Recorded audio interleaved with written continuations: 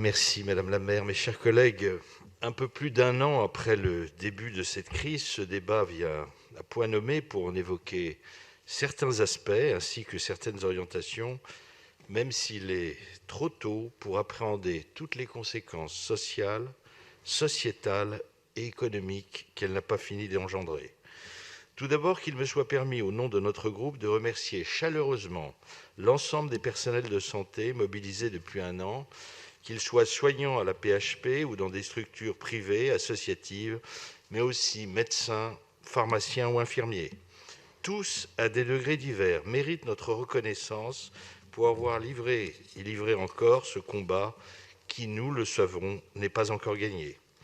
De mars 2020, où la grippette apparut dans toute son ampleur, car le virus circulait depuis plusieurs mois, jusqu'en avril 2021, où nous vaccinons, tout en attendant chaque semaine, dans chaque centre de vaccination, le nombre de doses allouées. Que d'énergie mobilisée, que de dévouement pour beaucoup, dont nombre d'agents de la mairie de Paris, mais aussi que de temps perdu, que de débats inutiles, que d'incurie de la part de l'État et de ses différents gouvernements. Et malheureusement, que de vies sacrifiées sur l'autel de la Covid ou d'autres pathologies. Si l'État est largement responsable de cette débâcle, nous ne pouvons, nous, élus de Paris, nous exonérer d'un examen de conscience. Avons-nous fait tout ce qui était en notre pouvoir pour pallier aux défaillances du ministère de la Santé, pour nous procurer rapidement des masques, des tests? Avons-nous été suffisamment persuasifs pour obtenir les doses de vaccins nécessaires au public prioritaire et maintenant aux enseignants?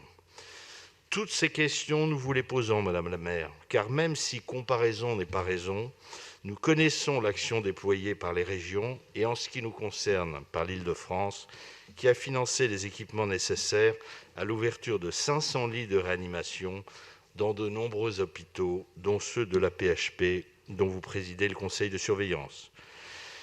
Les Parisiens ne l'ont pas encore compris, mais le système de santé à Paris, qui n'était pas flamboyant avant cette pandémie, va en sortir très fragilisé dans toutes ses composantes.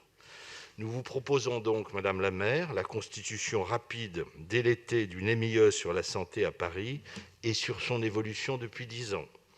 Elle nous permettra d'appréhender en profondeur les failles apparues pour mieux les traiter et ainsi définir le panorama futur du système de santé parisien.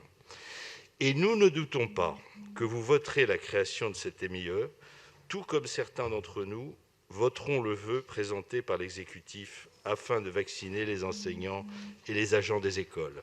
Mais reconnaissez-le à travers ce vœu, répondant aux nombreux vœux déposés par tous les groupes de votre assemblée, de notre assemblée, vous validez la stratégie préventive de tests et de vaccins que nous avions définie la semaine dernière avec notre présidente et mise en œuvre dans nos arrondissements.